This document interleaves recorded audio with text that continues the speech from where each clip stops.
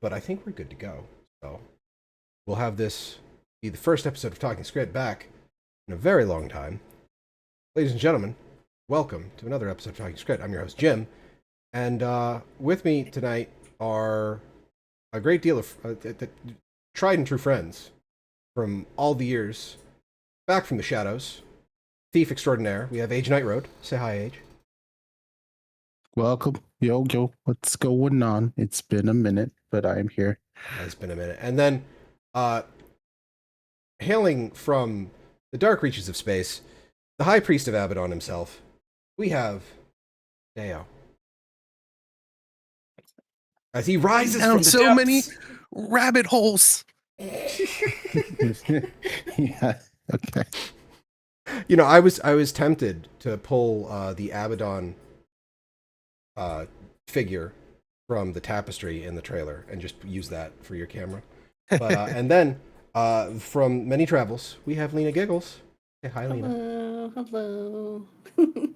And we are. Say, Well, what was that? You should have brought out, like, they should have put a whiteboard and do like the meme of all the things like pointing to Abaddon, so then his dream will come true. Mm-hmm. We just need to get him a corkboard and some red string. Yeah. And then like he'd probably end up like getting like red and black string and like braiding it together so it looks like Abaddon's tentacles. No, that'll be the great thing. He's not going to be corrupted. Yeah. He's going to be good guy Abaddon. Okay, Yeah. we won't derail you too much. I'm sorry. Well, I mean, derailing it, talking Skritt. So what I'm gonna do is I'm gonna kick us over the view screen here. Here we have the wonderful, fantastic, amazing, god damn you, Discord, trailer for Guild Wars 3. I'll let that play in the background for us. One, I love the tapestry stitching as the aesthetic here.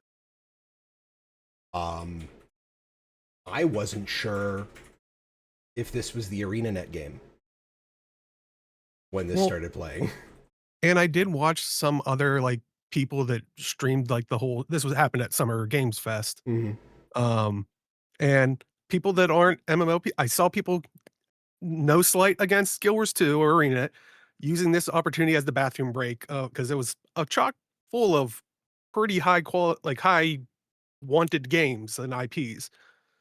But I do have to say, and I only noticed this because of other people, they never tell you what it is, because they're like from the developers, and they could do a quote from IGN. Then the people are like, "Well, what games? Like what?" Well, the thing that kept getting me was like the music. That was hitting me, and I'm like, wait a second, this has to be, because that's. Oh. But It has the McLean feel. I guess. Yeah, like it feels perfect, and then like the art assets, and it's just like, okay, you take current mount design and character design and environment design, and you just, throw the UE5 coat of paint on top of it. But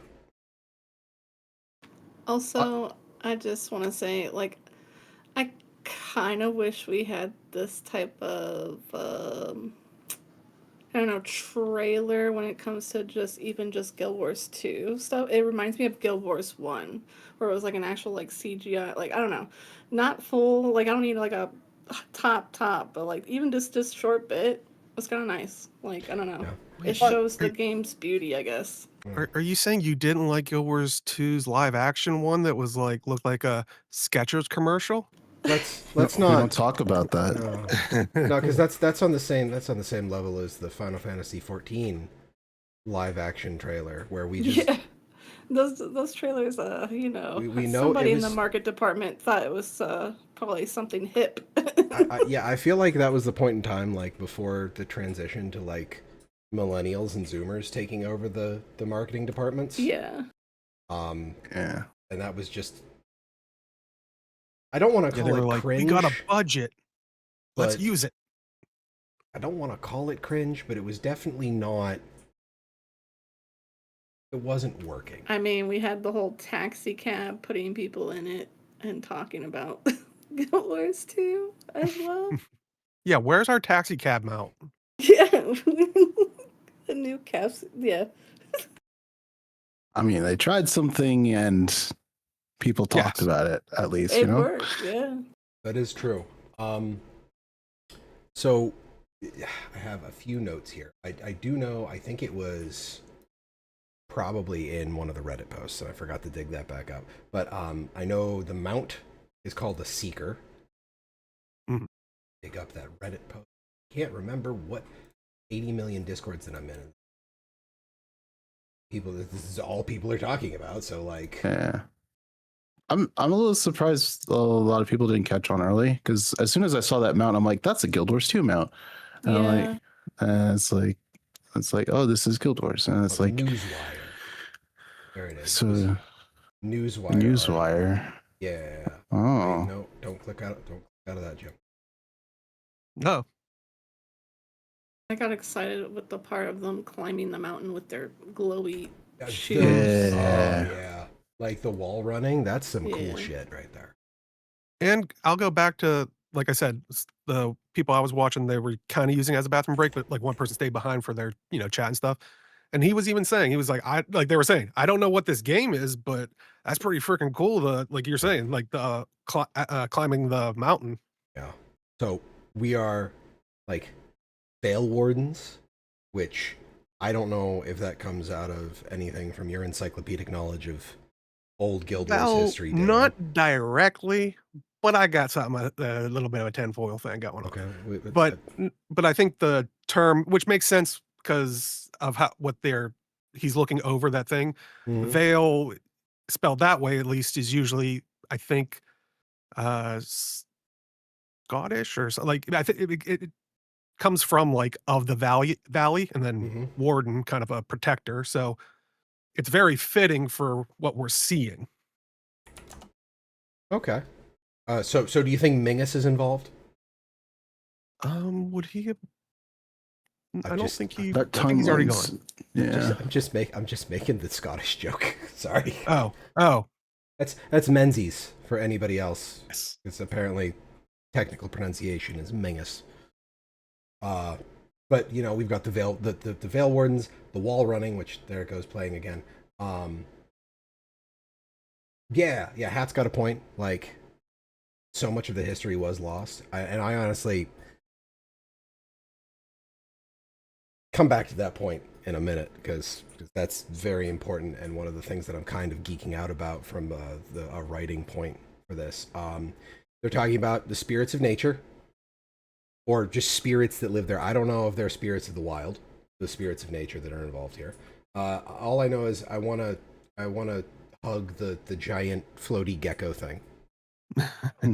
Which I feel like I have to say that because Arlie couldn't be here, and I know that was one of the things that she would probably be geeking out about, is the gecko and the mount. Way better than Quaggan.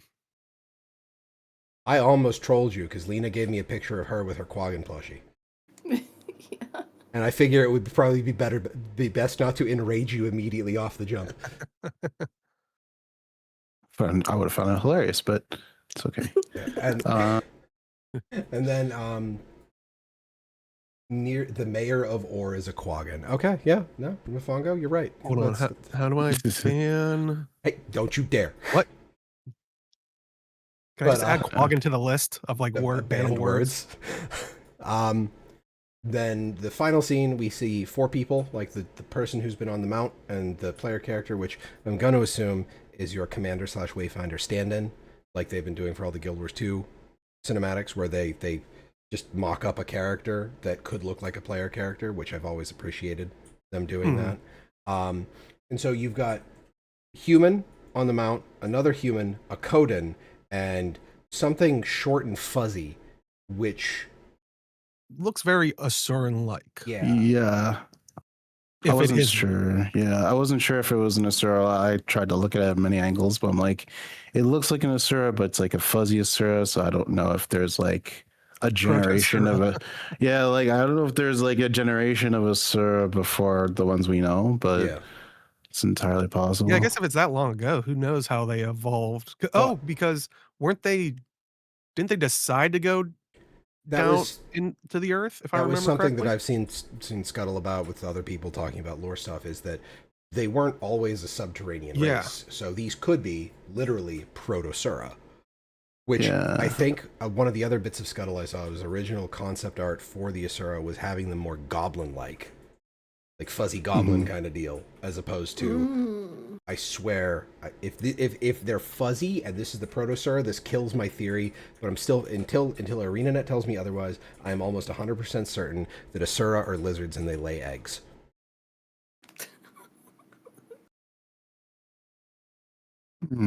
Listen, I like it. like Deo saying that Abaddon is a good guy, I will die on this very strange hill. Well, he is. That's why they're bringing him back. Yeah. And They if could have just put Guild Wars 3, Abaddon. I'd be like, all right. Yeah, I'm he's back. just done. Yeah, there is some concept art if you like Google it, which shows a lot different things. Like there's one about Balthazar. There's one with like this giant kind of like field boss creature. There's one in the town, and it looks like there's an Asura in one of them for sure. So I'm pretty sure Asura is going to be a playable race. I apologize to all the Sylvari players in advance for not getting Sylvari. And Probably not Char either.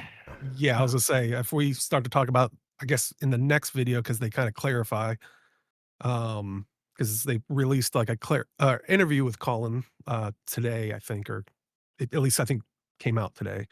But yeah, I saw a lot of people saying, well, I guess all the Char and Sylvari mains will just be sitting on the sideline. I'm wondering if also Norn, like, I don't know, like, I mean, you don't see one there, Yeah, I was but maybe we're gonna say. get dwarves. I'll get this one into chat here. The IGN live interview with Colin at Summer Games Fest. It's just a 10-minute video. Don't pause the stream and watch it and then come back, because then you'll miss us talking about it. If you haven't watched it, there it is.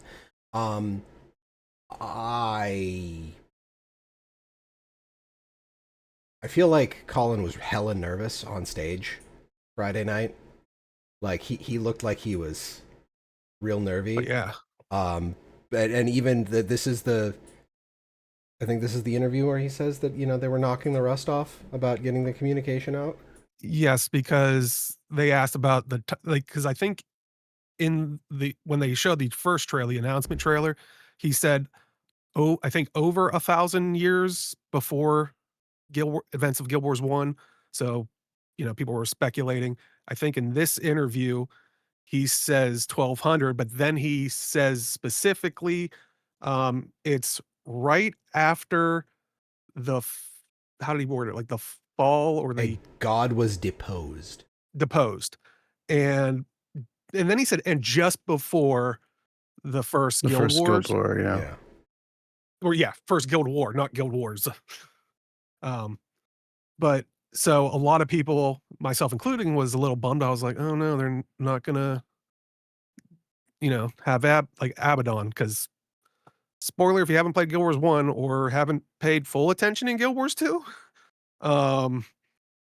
he's known for the one being deposed before the gods left. But yeah, there were others, and luckily, I think he clarified later, like in, I think, like Twitter, and I saw also on like Reddit post where he basically says, sorry about my confusion. Pretty sure in the lore and timeline video, I even say thousands of years, which it's a very wide ballpark window. But he mentions that our game begins shortly after Grenth becomes a god, who he deposes Doom, which if you play the Guild Wars 2 like raids, you dealt with him. And before the Exodus or first Guild War. So, and then more info soon. But so we will have literal good guy Abaddon. Yes. I mean, because when you look at the tapestry, like the big tapestry, it shows the 6 gods, and I'm looking at that and like, it could either be Doom or Abaddon as the god that was deposed, because I don't remember which one happened I first. wonder if they will explain, like maybe it'll break into the lore of why he got like, I guess loony, crazy. He's not crazy. He's perfectly sane. Yeah, He just knows all the answers. I don't know. Maybe that's why he's insane. I want to see a god's red string corkboard. And then also, like, I guess Dwayna, like, I don't know, it's interesting because in Rooms of Ore, like, there's that whole little quest line of, like, the guy was not able to look at, like, are we going to actually see any of these gods? Yeah, so it's like, I don't know. I'm just kind of interested as well. It's interesting. It's just also the whole, we're going backwards in time, so, yeah. Well, I know I said earlier, and this is one of the things that I wanted to geek out about a little bit from the narrative standpoint, is when they did Guild Wars 2, and it's 250 years after Guild Wars 1, right? Mm-hmm. So that's a big time gap. But one of the things they get to do is they still have all the world building. They have locations, they have history, they have core rules of magic that they can twist around a bit because, it's been so long, and then, the dragons waking back up screws with magic. So that lets them kind of twist what the players know on its head.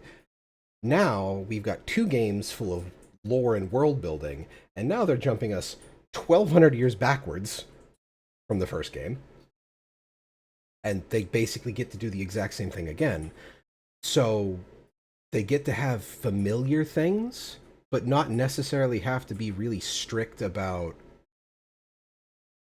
timelines. Yeah, he even said on that, I think that interview or on stage, that any player is going to be able to jump in and kind of know the lore evenly without issues. Yeah. And it just boggles my mind that they think about that. Yeah. It's good because I'm sure you played, well, some of you probably played WoW. I mean, look how Blizzard has kind of been up and down the roller coaster ride with trying to explain their storyline.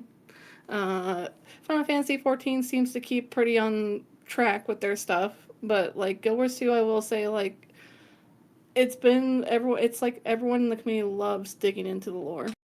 Mm-hmm. Well, I know me and Age were gushing over the timeline. I kind of just threw it in chat of basically the Guild Wars 2 one, because the Guild Wars 1 one's similar, but with, things did get shifted, and it also added, all the Guild Wars 2 stuff. But we pegged it for what, 45 BE? I'm gonna guess 45 is part of their best, because if you look on there, he said it was shortly after Grant took over, which they're estimating that as 48 BE, because that's when Desmina becomes Grant's first follower. But they also say that's when he dethrones basically Doom. Then I was like, well, there's 3 years until like the next point, which is Lissa, one of the other gods, tests the villagers of Ren and only finds one person worthy of her gifts.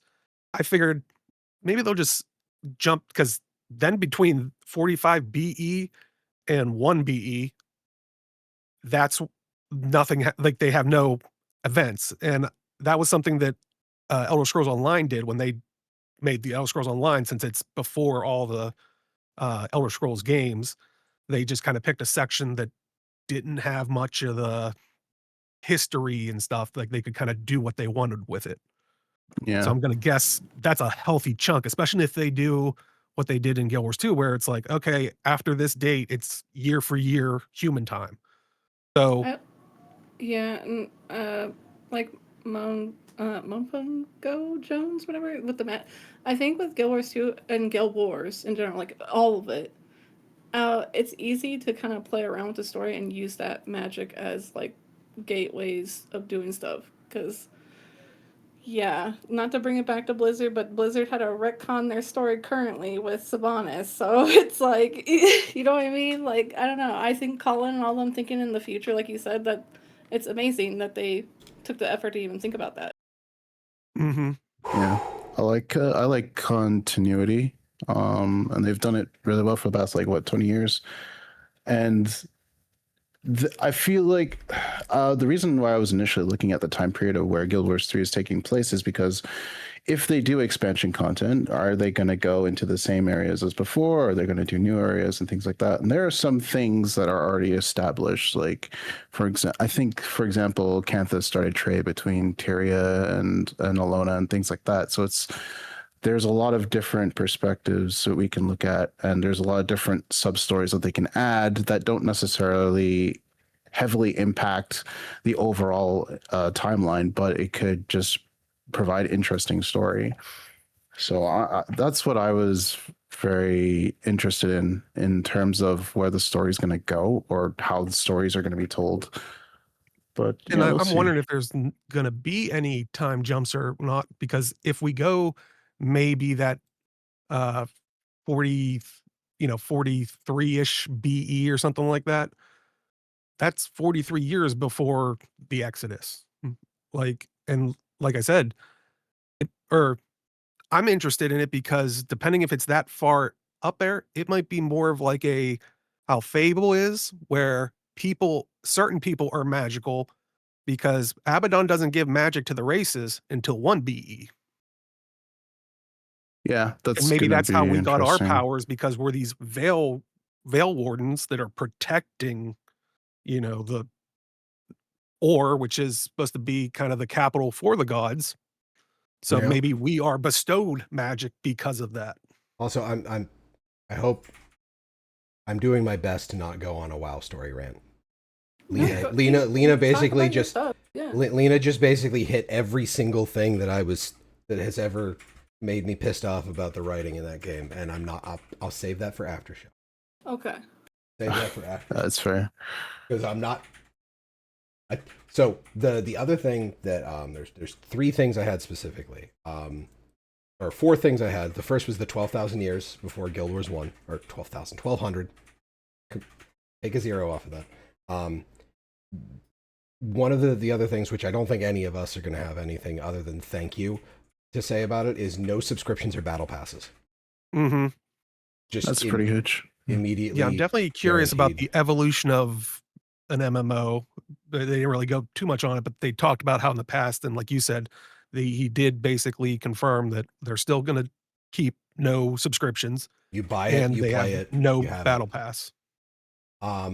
Then the other thing that I thought was really cool is that both mouse and keyboard and controller are fundamentally part of design from the get-go, which I think is really impressive, because generally speaking, a lot of games anymore feel like they were developed for one and then ported to the other. Mm-hmm. Yeah. I think you can even play Guild Wars 2 right now with a controller. You've been able to do that since they added the combat camera. I even remember streaming it for a bit when I was screwing around with my Gen 1 Steam controller. It's a little wonky. It plays on the Steam Deck, but it is not Steam Deck verified. They don't actually have an official control scheme for it, so you have to come up with your own or use something that somebody else has posted, which kudos to Steam for having that kind of system where like people can put up control schemes for people to pull. But the one thing that I want to really key off of here was one of the core tenets that Colin said was for Guild Wars 3, and that is the joy of movement. And I saw that with the mount. I saw that with Lena called out the wall running earlier when we had the trailer up. When Colin said that, all I can think of is the years of roller beetle racing courses, of Griffin runs on, like, the hours and hours of Griffin run content on YouTube of people doing just absolutely ridiculous shit. Zek bringing up guild parkour, like people building their own jumping puzzles, gliding, the Bloodstone Fen masteries.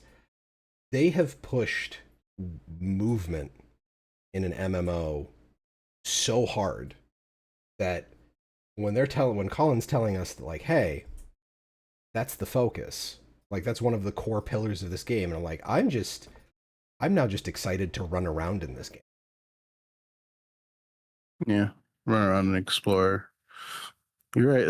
I mean, I will say that with Living World Season 2, no, 3, with Bloodstone Fen and things like that, that it introduced a lot of movement, and then obviously the mounts in Path of Fire introduced a whole array of different movements. I think it's one of the core pillars of Guild Wars now is just like that, just the ability to get around in various different ways is it's just part of their DNA, I feel like. And it's a lot of things. I think a lot of things that are in Guild Wars 2 are just going to be in Guild Wars 3 because it's just a no-brainer.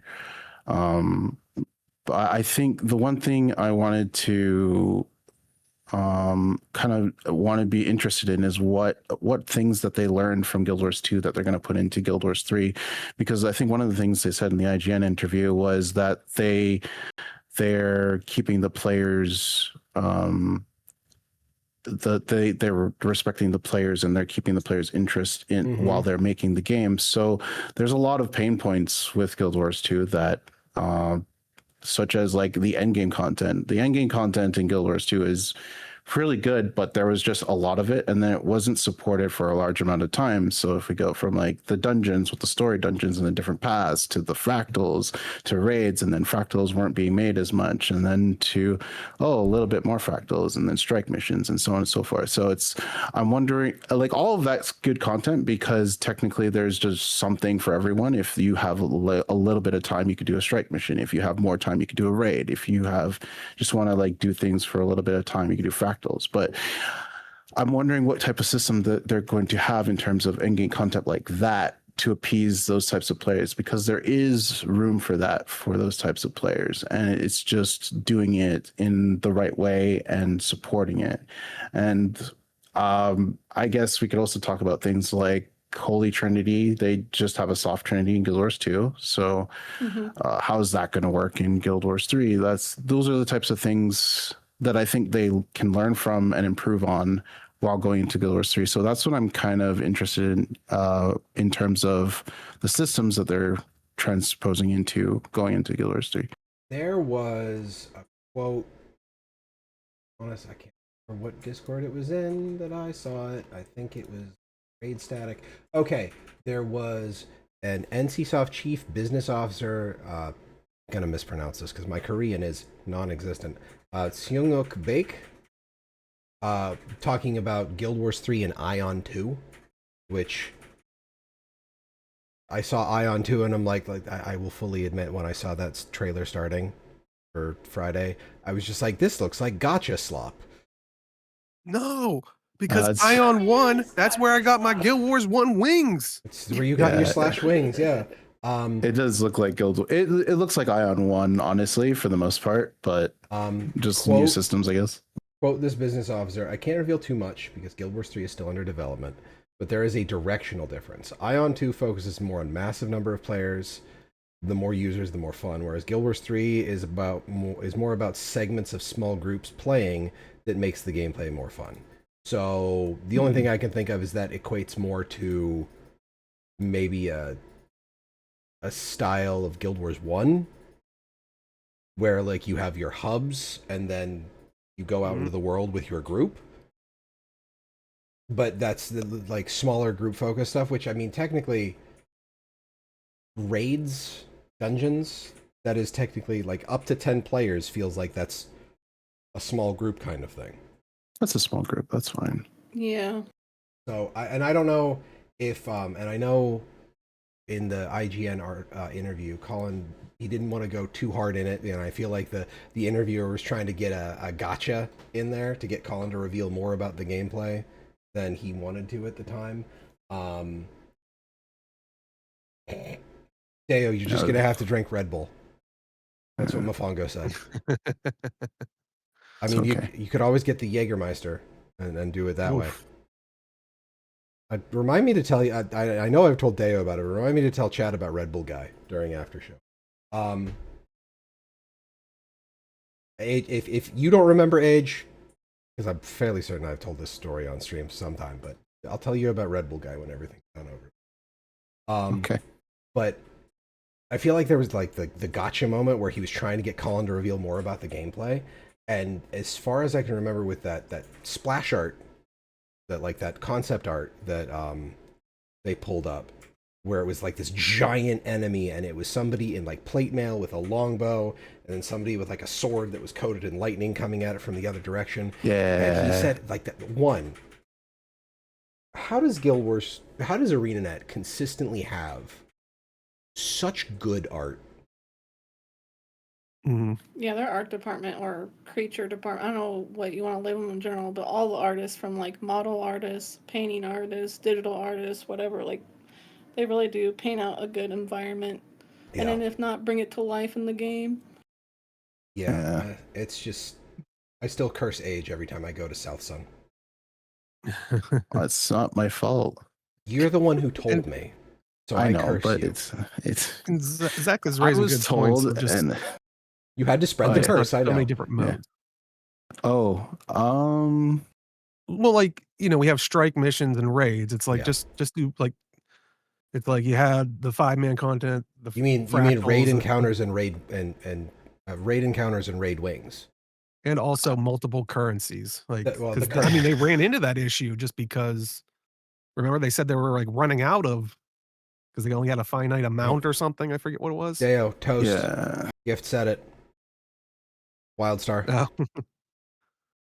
Or I don't know. Wildstar. Well, I mean, they said, and I'm sure we'll cover it, but 15 plus years more for Guild Wars 2. So if they are running out of currency and other stuff, I hope they are. Well, I thought that was like reevaluating maybe when I was everything. still playing, because I remember them talking about it on a points of interest or something. That Yeah, or I know maybe it he was like talked about after. something about resources in general, like just Yeah. even just words himself in the chat adds into the system, but we don't know if they also been quietly working around the background, like system or something to make room. I guess I don't know, or maybe they know what they can do for 15 years for that game. I know we're kind of like straddling the line between 3 and 2 here. There was Sorry. Yeah, well, no, that's good because that's going to be part of the transition here because of the video that got released yesterday morning, talking about the future of Guild Wars 2 and Guild Wars Reforged. Yeah, all the Doomers thought it was going to be taken away.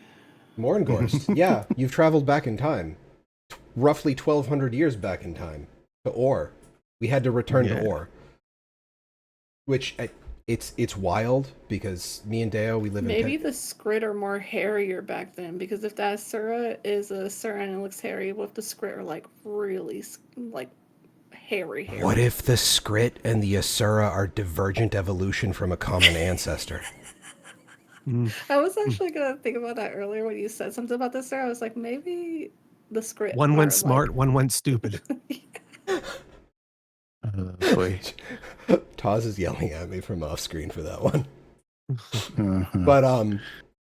But jumping back. Okay. Guild Wars, just with 3, it feels like they're going more action combat-y. I think that's it was one of the things that Colin was pointing at. So I was thinking more your God of Wars, your Kingdoms of Amalur, Reckoning, like that kind of stuff. So like third-person action combat, like you might have a like not necessarily Souls-like, but a similar combat mode going on. So you might not have a trinity. You might have somebody with a shield who can block and parry. No, I don't think it's gonna go like hard training. I think it's gonna be a soft training again. Yeah. But it's gonna be.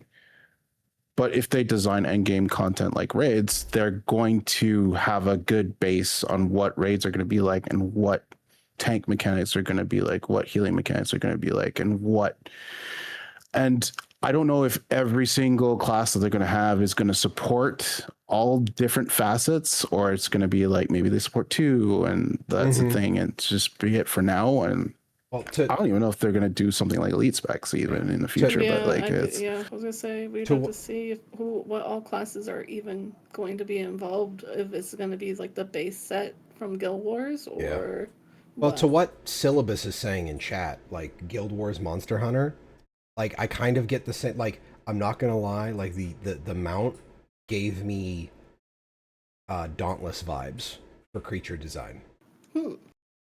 Yeah, I can get that. Like I'm talking like original launch Dauntless, not we reworked the whole system and then got bought out by an NFT company and then were forced to close Dauntless. Yeah. So But I'll just circle back to that raid comment about just having a lot of different content. I don't think there's a problem about having various different content because like it just like there's something for everyone. Well, I think it just got confusing. Like you have strikes and then the raids. It's like just have raids and then there's easier raids that are the strikes. yeah, well that's what they exactly. did. Yeah, Like, they that's actually- what we need. They did that with the Q1 update for Visions of Eternity. Is they're all unified right now. Like they all use the same. They all use magnetite shards, except for Kella. Kella uses the gating crystals, which I find hilarious that they call the currency for the latest raid gating crystals. It's GAT, not GATE. But I just thought that was hilarious.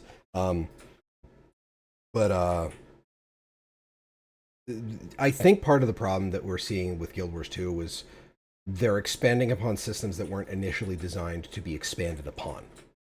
Yep. Which, that's when you end up with like the mess of currencies that all get spread apart. So I figure with Guild Wars 3, like, we're gonna see them take, because clearly they took all of their lessons from Guild Wars 1 into Guild Wars 2. And even within Guild Wars 2, from expansion to expansion, you're seeing them learn their lessons from the community feedback and move things forward, which I think, if nobody else has anything else to say about Guild Wars 3 right now, is a perfect transition point to talk about Guild Wars 2 and Guild Wars 1 stuff. Well, I was going to say the biggest lesson they learned was when I stopped being on the show. I said, when they bring back Abaddon. He's here. He's back. Yeah. They called my bluff. I will.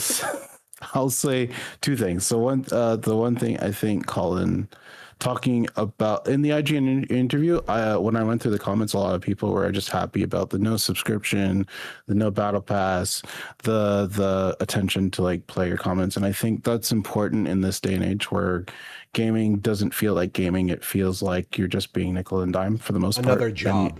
Yeah, and it just feels like you're not playing for fun; you're just playing to pass the time and then just give companies money. And it's not a great feeling. So it's especially when things are going like awry and then like things aren't being fixed or addressed. So and like to transition to Guild Wars 2, I guess it'd be like one of the main pain points I had with Guild Wars 2 is I felt like everything in the gem store was arguably better than what you could earn in game. But like I haven't been actively playing in a couple of years, but I saw like the Wizard Vault, and I think that addresses that problem because yes, you can't directly play. Like you can earn those things that are some gem store items, and you can actually get some cool things. So so they are learning, they are addressing players' concerns, and I do appreciate that. So I do think going from Guild Wars 2 to Guild Wars 3, it'll be more of that. Though, since you're wanting to move away from the Guild Wars, like the transition portion, do you want my crackpot theory now? Oh, if it's a Guild Wars 3 crackpot theory, let Lena have her final thoughts. Oh, yes. Before we get, I think that the Google Doc with your Raza theory is still there, which I think we would need to compare that to now because Raza is actually a character in Guild Wars 2. So I'm excited. I think we will see, unfortunately, some kind of cash shop. It won't be like probably like predatory like we talked about, but hopefully they maybe bring the wizard type system over as well, or some kind of system that like, because that is a good happy medium. Because yeah, I will say a lot of the cool cute skins, or at least mount skins, I would like to had earned in game, but it's okay. I get at the end of the day it is like a one-time buy game. So they kind of need to make some kind of passive income besides their, once in a while sells or expansion release or whatever. So It's a Yeah. fair trade. Age is right. In this day of age, too, gacha is so big on so many games. It is ridiculous the amount of money people pour into that kind of stuff. I'd rather just have a straight up like this outfit's $20. That's all it is. Nothing more. No gacha. Like I'd rather just deal with that. And Go buy yeah. Magic the Gathering cards, because at least then you have something physical. Exactly. My final thoughts are I'm just excited. Like, I trust ANET to be like, hey, this is the game we're putting out. These are the things we're focusing on. It'll be out when it's out. Y'all can cook. I'm ready to pre-order right now. Hell yeah. I put that thing on Give me- follow. Oh yeah, I and wish everything. listed. I mean, I'm not gonna. I'll wish list it on Steam just to like so they get And we're the. getting another Hall of Monuments tied to it, so now I can You're actually you're have giving away the one. game, Lena. Oh, sorry. But like I'll wish list it on Steam. I'm not gonna buy it on Steam. I'm gonna buy it from ArenaNet directly, and I'll download the standalone client, which I hope they do, because when I buy stuff through it, Yeah, I want same. them to get my money. Mm-hmm. As much as Okay. I don't Yeah. mind Steam, I'd rather just have its own client. Yeah. Deo, crackpot away. Well, you know how you asked me if there's anything in Guild Wars about Veil Wardens? There isn't, but there is something about a veil. Okay. There is a character in Guild Wars 1 named Veil, Vael, spelled like that. Interestingly, when you do quests for him, a couple quests for him, he has dialogue with you. Says, I've been watching you for a long time. It is good to finally come face to face with you. And he says, "Who?" You ask, who are you? Vale is not my real name, but you may call me that. What if he's a time traveler? What if he's from this era? He's a Veil Warden. I wonder, or I thought you were going through the route of like, oh, this is Vale, and like, this is like the head of the Veil Wardens type of deal. But It might be. Because he talks about how he's been everywhere. He's talking about all the past events that he was there for. He said he was part of the Tengu Wars. So To address some stuff in chat, syllabus. I was just doing some Dark Souls 3 gameplay with a friend last night. We were trading controller back and forth on deaths and bonfires. Half of his strategies revolved around finding ladders, luring enemies to those ladders, jumping off ladders, and doing plunging attacks. So I totally understand your desire to jump off cliffs and stab enemies. I'm right there with you. but interestingly, they say in the fun facts about Vale, Lindsay Murdoch named him after a buddy of hers, who coincidentally, Lindsay recently came back via, I think, 2 weeks, that helped do the Reforged for Guild Wars. Okay, well that's cool.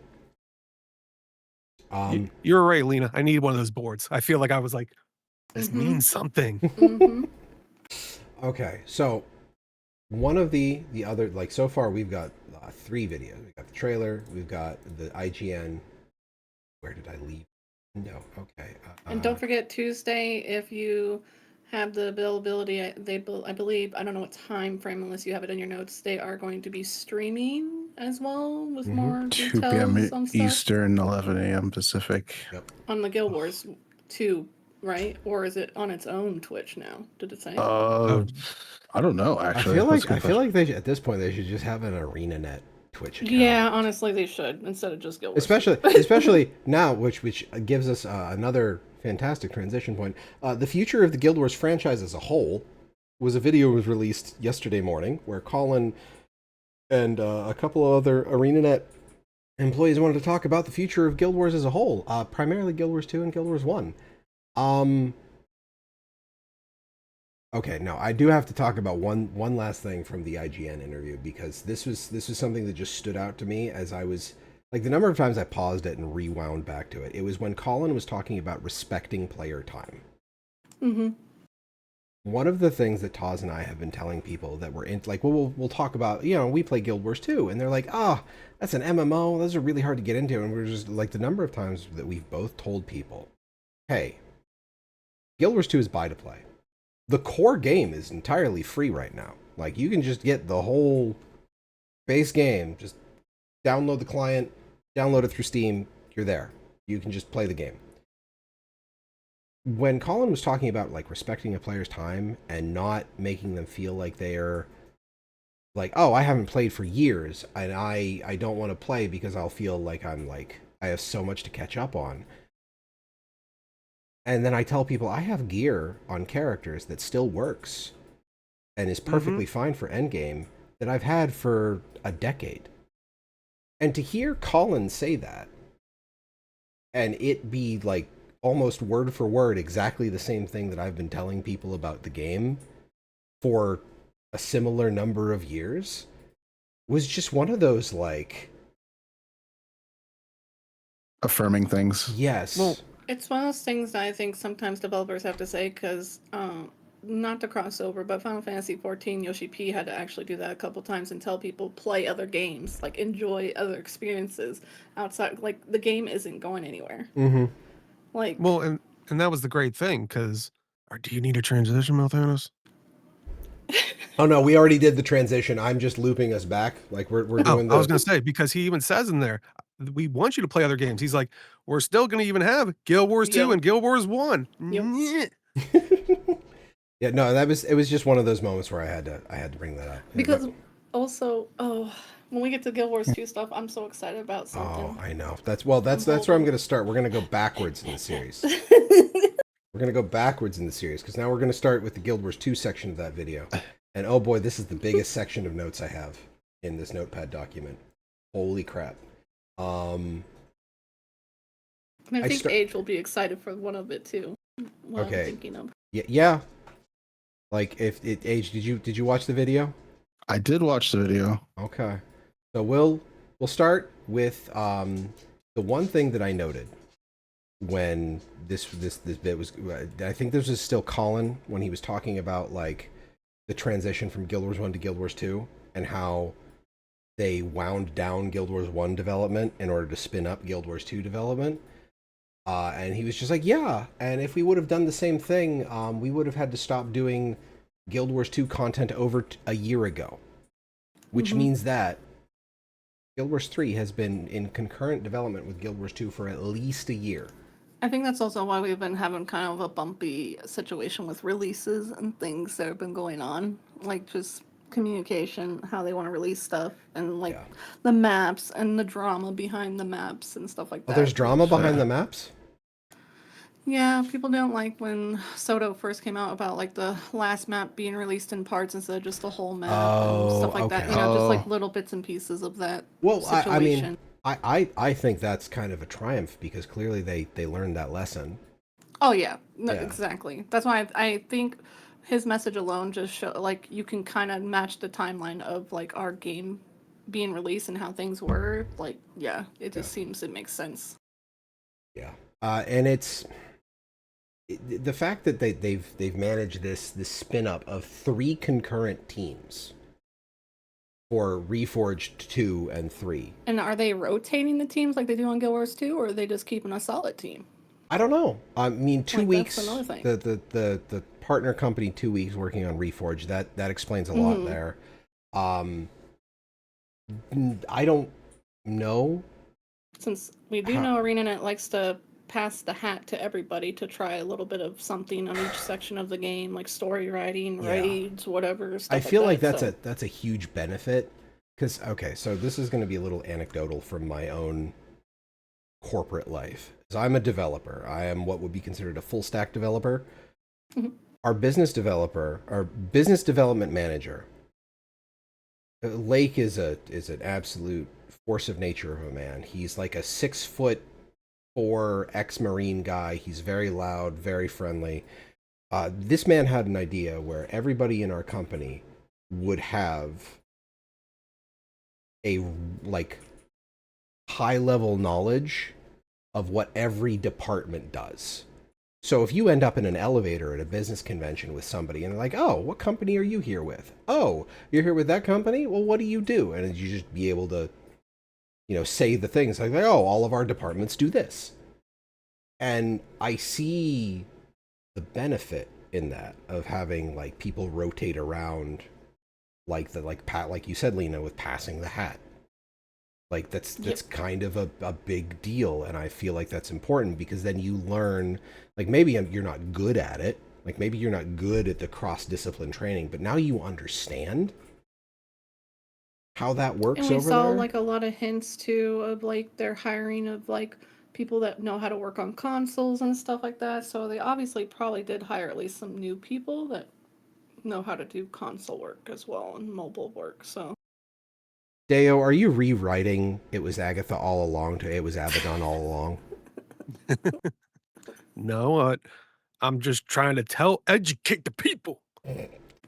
But Dragging Abaddon's name through the mud all these years. I will say, like, I just to move things along a little bit here, because I feel like I'm gonna have to move this along because otherwise I will get myself into the weeds with development stuff. We are not getting a new Guild Wars 2 expansion until after Guild Wars 3 releases. I am okay with that. I thought they said they had to pause for a year. Well, they said specifically they said it was a year, but they also said when Guild Wars 3 releases. The beta is going to be next year. And I don't want to hold... saying I think fall, so like end of the... I don't want to hold any kind of timeline because you said it's like well, it's like I said, like release Guild Wars 3 when Guild Wars 3 is ready. That's fine. If you need to divert some resources from Guild Wars 2 to Guild Wars 3, that's cool. If only because all of the things that are happening to Guild Wars 2 while we're not getting new story content is... Lena, now you can go into the Hall of Monuments stuff. oh yeah, Hall of Monuments. I'm also excited for World v. World, getting a new map. I was surprised by that. That's my favorite part. I'm like, yeah. I know everyone's like excited for Guild Wars 3. I just heard World v. World and everything blurred out. I was in a dream. I was like, oh, they're finally giving us some breadcrumbs over here. Now, the one thing that if we want to, like, we'll start with, because you're excited about World v. World, and I know Age, you were a big WW guy.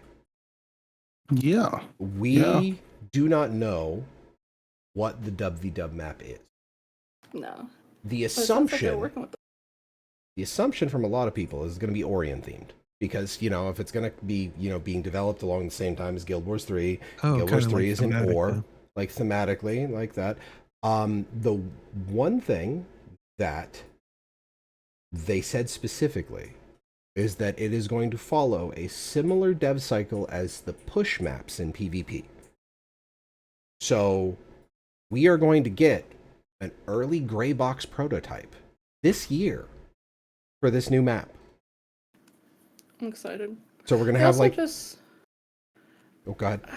I was going to say, I kind of wonder, it seems like they were slowly hyping up World v. World anyways, because they recently added the World v. World legendary, I think, trinket or something, like the little thing that turns, like, you can turn your RAM and all that stuff with cool effect as you level it up or whatever. Wait, it affects the siege weaponry? Yeah, they were showing, like, pictures at the end, like, I think if you get to the final stage, it makes the siege weapons, like, glowy too, like, whatever you're using. Well, that's super... At least on that picture that I saw.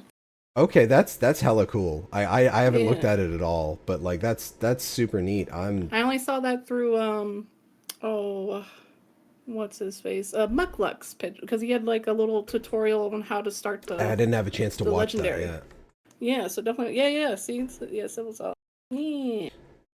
I'm tempted to do it because I actually kind of was like, ooh, but you got to go on a little adventure for it. That's for sure. Hey, there's nothing wrong with adventures. We play this game for the adventures. Yeah. Just not jumping puzzles. I have a sick love-hate relationship with the Chalice 3, of Tears. Jumping puzzles coming right back. I legitimately feel like that's going to be some of the endgame content is going to be jumping puzzles. Like you're going to have to do a delivery run or something where you have to take an object from point A to point B within a certain amount of time. It's going to be like getting the Bigoron sword in Ocarina of Time. You might be right. I just know it glows the like the auras on the siege. That's all. I don't know if it cool. changes. Like, if it does, that's still cool either way. Like if honestly, it picks up the color you're like on. WW players, you get particle effects. You get your own unique Yeah. particle effects. PvP We players get deserve their own some unique particle stuff. effects. PvE players get their own unique particle effects. WW players, you get to eat. You get to eat too. Which makes me wonder: is like, did he say PvP was going to be in Guild Wars 3? No, they haven't talked about anything Yeah. about game modes in Guild Wars 3 yet. I Like wonder literally, if it's that's why just they're- action RPG combat, joy of movement, and that's it. Right. That's all we know. And I will say, I talked to all my friends who played all MMOs or MMOs that they love the most, and they always say like Guild Wars, like in general, Guild Wars 2's combat, like they're excited for it to be in 3 because like the combat is just immaculate. Let's be real. I like, can't. It's I play. pretty good. I have a group I play 14 with, and I can find the raid mechanics cool. Like I fully admit I love the Dawn Trail raid series with the pro wrestling and full kayfabe going on. Yeah. And then you have fucking Tom Morello and Beartooth doing the final fight song. It's one of those things, yeah, it's like Final Fantasy right now currently is a little clunky compared to like it's same with WoW. Like all the MMOs that's been around with Guild Wars, their like combat is kind of clunky and not smooth compared to just Guild Wars where it's like straight up you fight. I try to dodge. I try to dodge in Final Fantasy all the time. Sometimes I do that too. And I like die. panic at the button. And like the problem is in Final Fantasy and Guild Wars, they both use orange circles on the ground.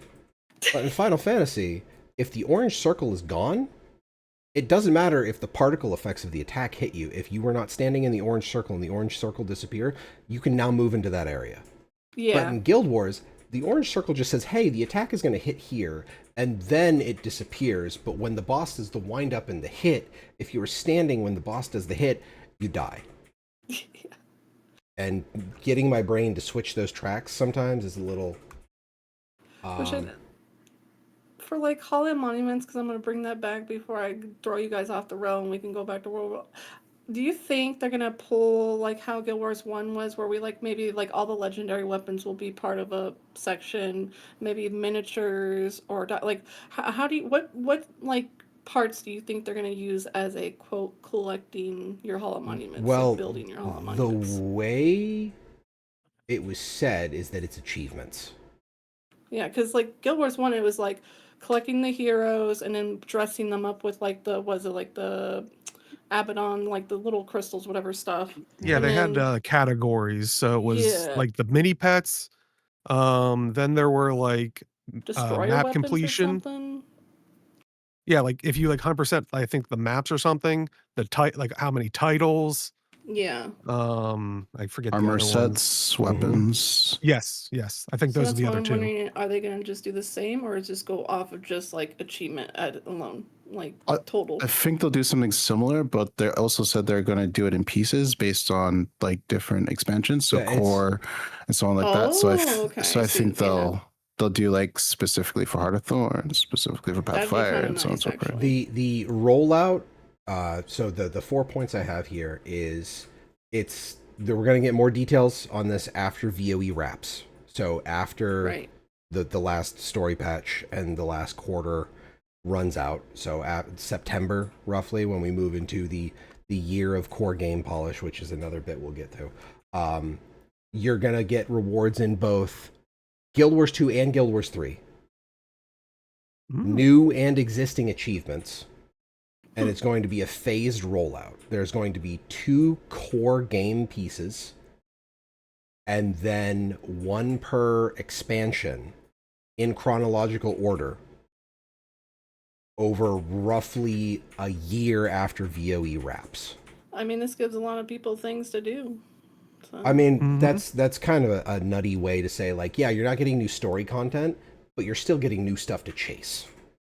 Which is, I'll say it's almost like when they did the redoing of like season or episode 2 or whatever it is, like the season, the Living Story season 1 stuff, where it was just like they went back and did all of the hey, return to, and like you got all the, as they released it, all the extra stuff there. to hop back from the Hall of Mon, like I'm not even going to speculate on it because I know currently we have what It's gonna 3. be amazing No. either way. Like Yeah. I Now do you yeah. now do you think the Hall of Monuments is going to be at the Hall of Monuments? Because now That we would be- actually use the spot. That would be Yeah, kind I of wonder fun. if it would be there or if it'll be in your own home instance or Mhm. something. Like Open another hall in the Hall of Monuments. Hall of Monuments too. Yeah. Hey, there's a second floor here. Hey. Yeah. It's a basement. Aureen wakes up.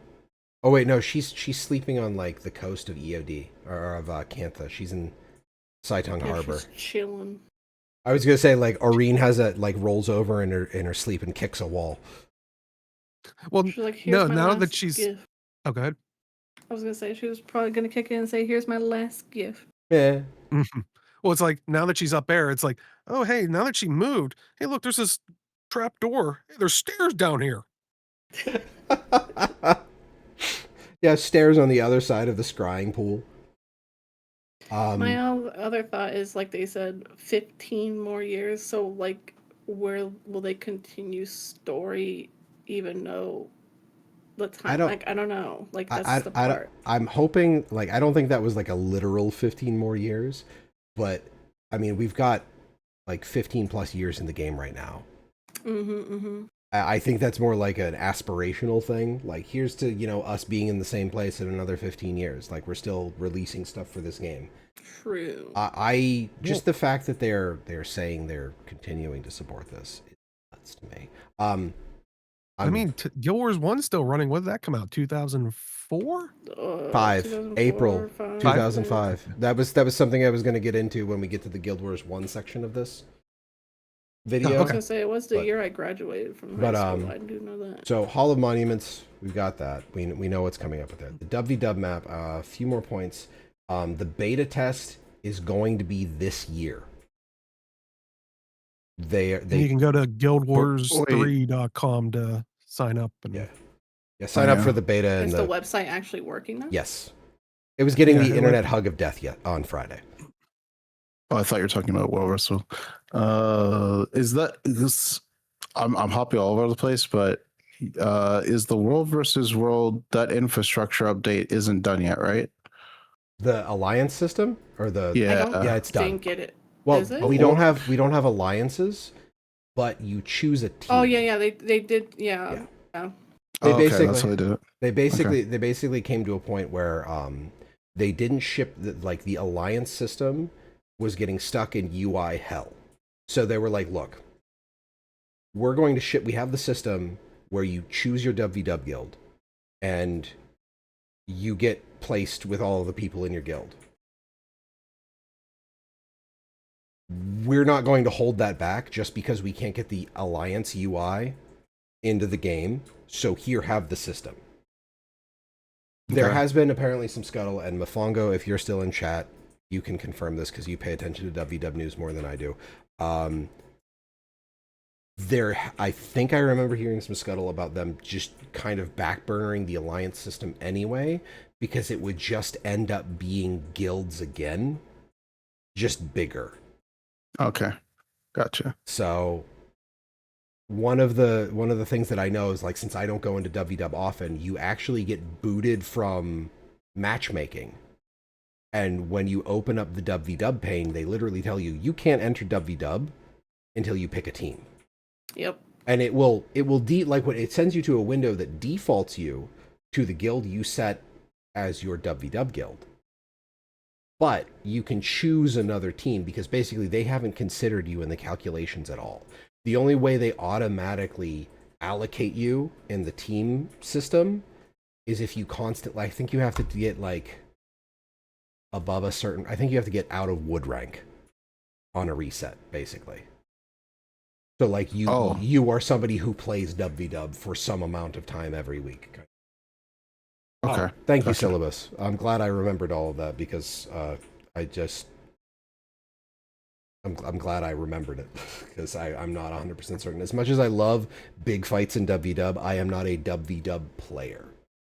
Like, I'm definitely not one of those PvE players who wanders in with a crazy ass build that does absolutely nothing in WW. Like, I know what is kind of expected of me in WW, but I'm not like a WW guy. You are a bad oh, guy, they but you did- are not bad guy. Yeah. All So right. it sounds like they did something like they did with PvP in terms of like new season type of deal. Yeah, like when they do the team reshuffles, like they did when they Okay. would do the new server Oh yeah, matchings. yeah. I remember reading about that. Okay, yeah. I gotcha. So like that's going on there. So this year we are getting the gray box like we did with push PvP, where it was just here is the base map, but a lot of the terrain is just big gray boxes that you can jump on. We will get that this year, and then they will do constant iterations. And they did, I think they ran week-long events where you would actually get crazy high bonus rewards for jumping into the game mode whenever they wanted player feedback. And they're like, hey, go to the forums, tell us what you thought. Go to the forums, tell us what you thought. And like on and on and on and on and on.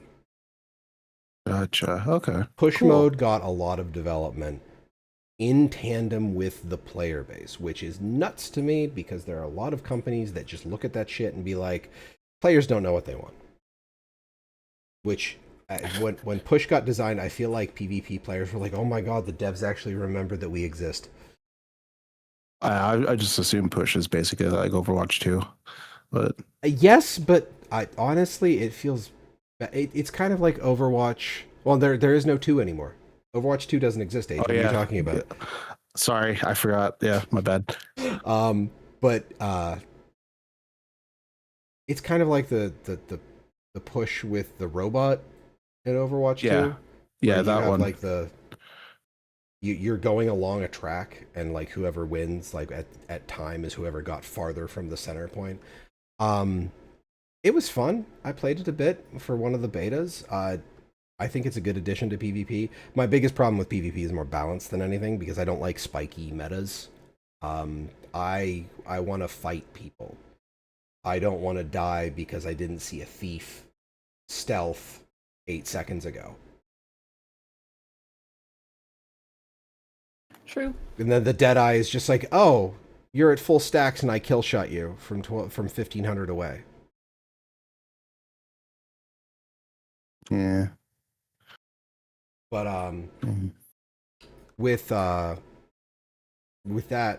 I'm the last thing is this is all also concurrently going on with a huge scoring push, a systems update specifically focused on making winning matter,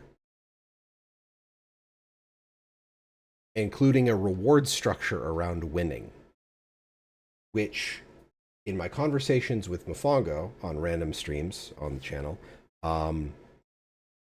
winning doesn't really matter too terribly much to the reward structure in WW right now, from what I understand. Only when there were tournaments it mattered. Otherwise, it didn't.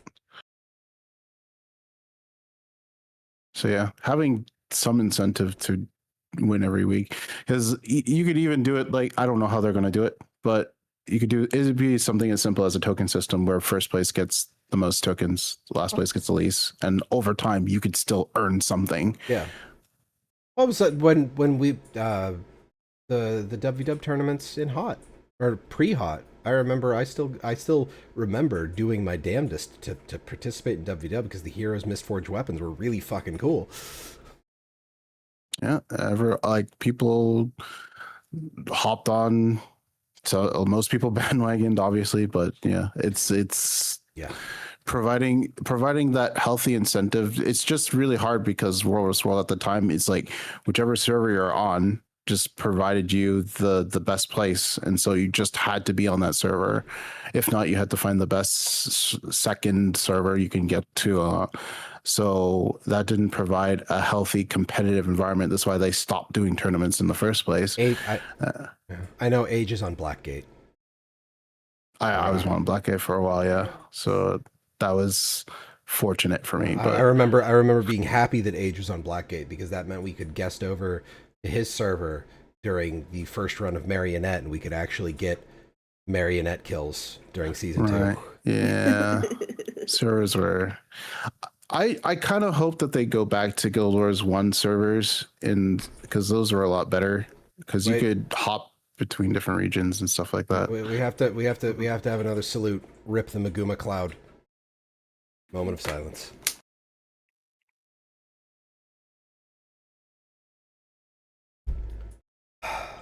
I did get Not- to experience the Maguma Cloud.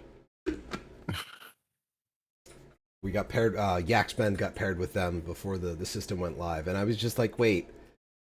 and the crumbling of the IOG and Thier ones. Yeah, But I was gonna say I was on IOJ for a while. But I'm honestly really like, I'm sure the WW players are happy to hear all of this. They're like, oh, we're getting a whole new map, which I've honestly said ever since they put Desert in. I was like, they need a third one so that you've got EBG and then the 3 Borderlands are completely different battlegrounds. Yeah. So now that now that we're gonna have that, I feel like we're gonna see kind of like a WW renaissance. Perhaps. And like Syllabus is saying, is like maybe this time around don't have an NA EU gap. Like people could, I want to guest people over can to hang EU out with so anyone. hard. Like we've got that's what I mean by Go as One servers. That we you have can just hop between. We have friends in you Germany. couldn't theoretically get to like you get to an international channel, right? Yeah, I could hop to you could EU still play with servers. them. I could hop to EU servers last I checked, but okay. because I played with EU people back in Guild Wars 1. Okay, because I always know they had like the international channel, but I didn't think you could technically go into like the solely EU one but I could be wrong. It's been quite a while. before we get to what Syllabus is saying with suggestions, there's one more thing before we get to one big thing that I am going to geek out about. We are getting a new map in Ore. A core Guild Wars 2 Orion map, which means that it is available to everybody who has the core Guild Wars 2 game, i.e. it is free. That's freaking crazy. It is going to tie in to Guild Wars 3 story stuff. So we also are redoing the fight as well for that's the final the fourth thing. That's the which we'll jump to that in a second. We don't want to give it away too hard. The core game will tie in Guild Wars 3 area of Ore. I don't think we really have anything to really discuss about that other than like, holy shit, they're adding more core game content to Guild Wars 2. I guess it'll be interesting. Like you said, it's tying into Guild Wars 3 stuff because that's very much what Eye of the North was for Guild Wars 1 to 2. Mm-hmm. Don't forget the forums thing too that they added that section of the forums. Yeah, that's the last. That's the point 4 that I'm gonna geek out about. Okay. More Ore and core. So this is something I almost brought up earlier. With Guild Wars 3. Good way to advertise people to either buy the game or in general for Guild Wars 2 or get ready for 3, basically. Deo and I live near Pittsburgh, Pennsylvania. And there is a jewelry store called Ore's Jewelers. Okay. It is spelled ORR. They have billboards all over the city, and literally every time I see one of their billboards, I hear the Risen line, "Return to Ore," in my head. So like this whole announcement has just got me. Yeah, I was in jail for a week when I showed up in chainmail. That's a joke, just in case. Yeah. Showing up for a medieval, like girded for medieval battle at a jewelry store. Probably not the best idea. Don't do that. You would end up on the police scanner Twitter account. You're right, Derek. Now it seems worth it. They do sell jewelry boxes, Tavik. They do. But the final thing is, while we are not getting story expansions for Guild Wars 2, ArenaNet is going to be going back through all of the game and updating things. The quote that was used is that the table is back and everything is on it. Colin's table is here. Get the gifts, get the images, put Colin's face on the head of the steam locomotive.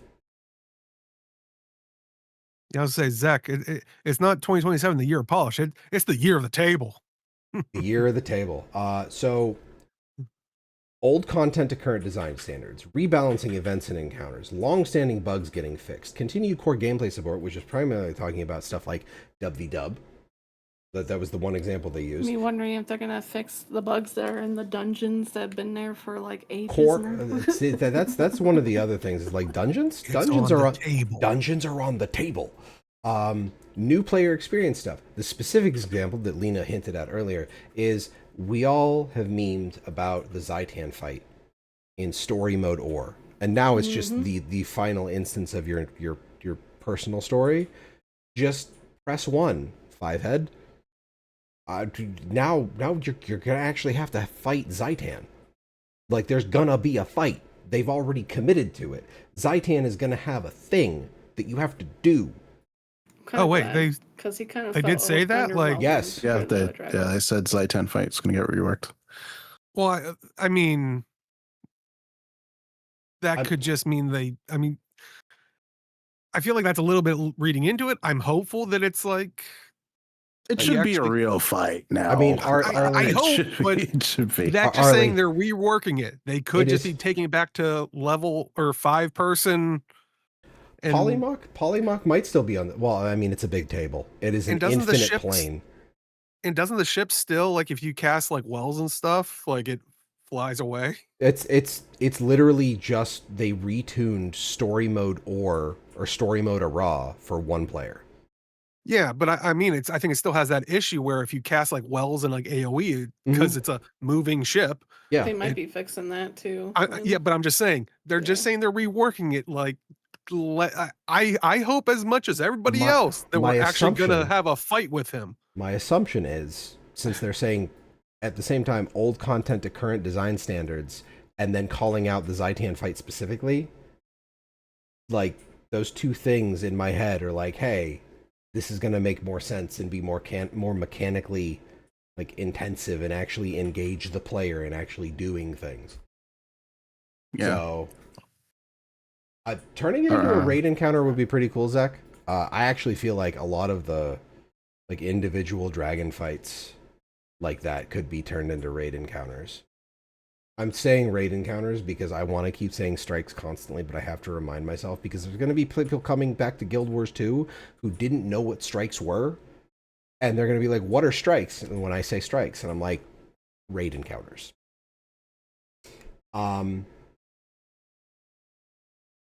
There's also like that's only half of it. Like the player focused stuff, they're also doing a bunch of back-end dev work. So updates to server infrastructure, streamlining dev pipeline, engine upgrades. They're upgrading to physics-based rendering, which that's actually a big deal. Yeah, because and they even have each section off of each one.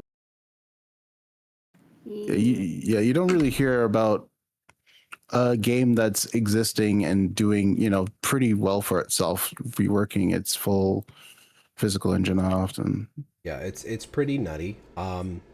Now Richie Procopio, aka Bog Otter, prolific streamer, now works in the marketing department for ArenaNet. I feel bad for him because he was also involved in collating feedback on the new wardrobe system. Oh. Yeah. He had to read through that thread. I only read through. How'd that go? I think he posted a GIF, like I was talking to him about it on his server for the stream, and he just posted a GIF of somebody just falling face first into a bed at the end of the day. I was just going to say, is he doing okay now? Has he recovered? One of the things Syllabus mentioned earlier, posting a suggestion, is they opened a new section on the forums called Quality of Life Suggestions, which has a section for every portion of the game. So core and all of the expansions. Yep, I'm looking at it right now too. It opened when that video was posted on Saturday morning. And Bog said there was close to 600 posts in the first 90 minutes of it opening. Oh.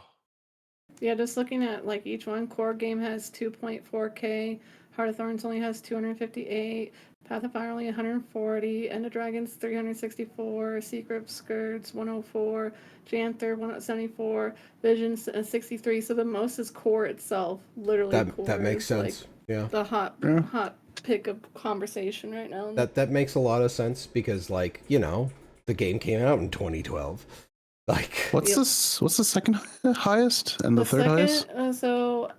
2.4 for core. The next would be End of Dragons Icebrood Saga Suggestions, which is 364, and then Heart of Thorns is 258. The rest, and then Janther Wild was 174, and then the others are just like 160, like so.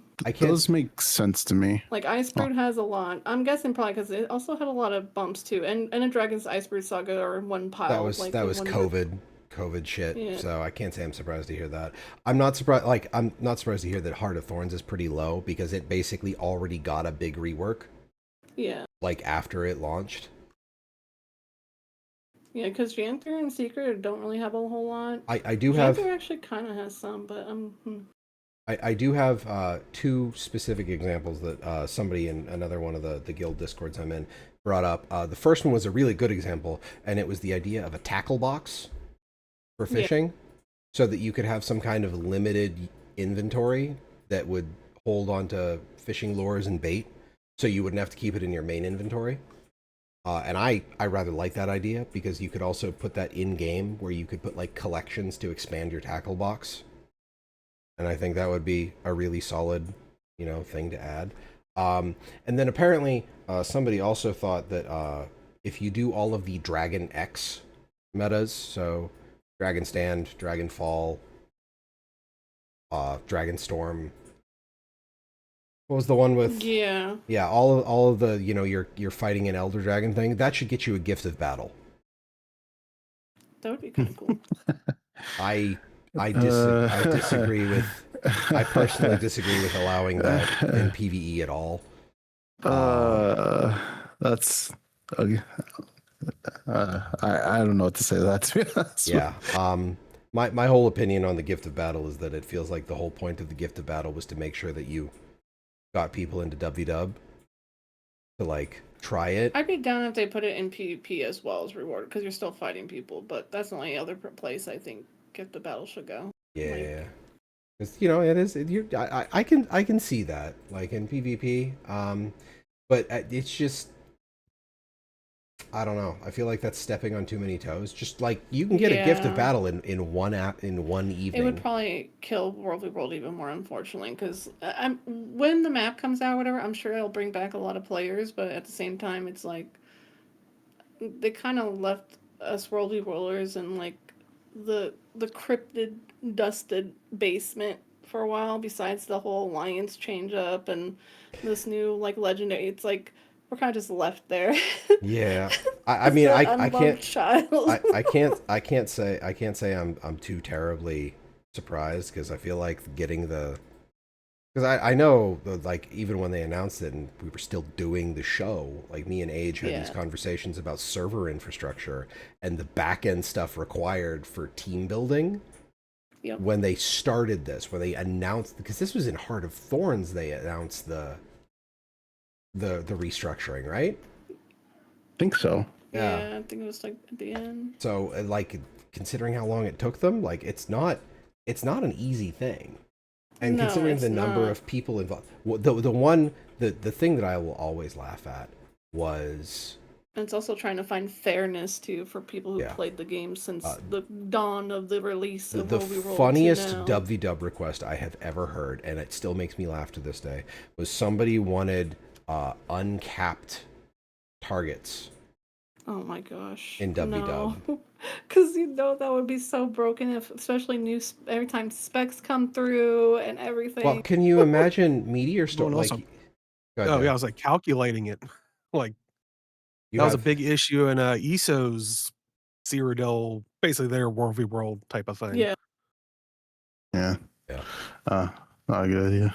I do like some of the suggestions in chat, like reworking personal story fights to be more modern. It's a good idea. Library, because like All We've the collected books. a lot of Oh my trophies and God, books and things please, the like that. library, yeah. Yeah. And now that we have a homestead, like that's way easier to do. You know, I Mhm. honestly, I need to get my homestead. I Yeah, honestly still I got a have feel, lot of work work on to mine. do. I honestly This is feel like funny enough. I think all three of us don't have a homestead. I besides- literally, yeah, I played the expansion, got the dang mastery open, and then I went listen, in, checked it out, and I was like, okay, this is cool. Now I bye. haven't, Like, 'cause I'm so used Oh, to okay. first I levels. haven't built anything, and that's primarily because that would require me taking the time to look through all of the recipes. And the problem, like, I had to get a Blish HUD add-on to give me a visualizer for the things that are in the homestead crafting system, because there is no visualization of the thing in the game by Oh, itself. there's like no Okay. preview window or nothing? No, Oh wow. Interesting. it's the basic crafting window that you have for like armor and weaponsmithing and jewel crafting and whatever, and you just see the Oh. little icon. There is no 3D render of what I the would thing love is. to have that. You would Yes, need yeah. to go to the wiki page for it to look at the screenshots of the thing But- that Yeah. Oh, I just remember when that first came out, and like Syllabus was doing some pretty cool things. Like, did you do like a D&D or was that a pool? I think you did a pool table or something. But like Oh, so many that's cool neat. things. Like it made me It's like think a of like I was yeah. like this unlocks so much for them because I just instantly thought of Warframe Yeah. and their dojos and the people that do absolutely bonkers things in that like Alaska oh, it's a Winter, D&D room. Okay. which a few of you might recognize the name from being in Bog Otter streams. Alaska Winter built a giant igloo Mm. and would regularly post Amazing. like That's very on brand. I think they also built there are Mad King, they're Halloween, there are seasonal recipes for stuff.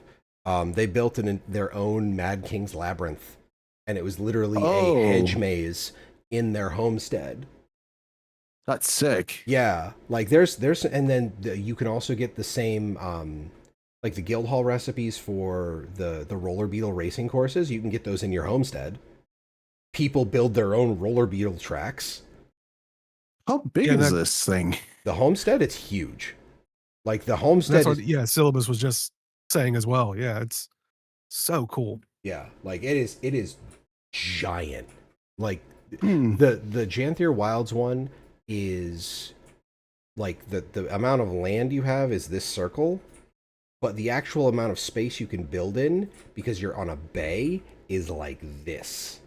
Oh, I see. So you have just a ton of room, and one of the things with the homestead system that they added is you can turn yourself into a bee, and you just have effectively Minecraft creative flight. Nice. So you can just move around, and honestly, their placement system way better than it had any right to be. Much like, you know, you talk about mounts in Guild Wars 2, way better than they have any right to be, because any other MMO, mount make you faster, right? And then Guild Wars 2, ArenaNet was just like, hold my beer, they're all vehicles with their own specializations.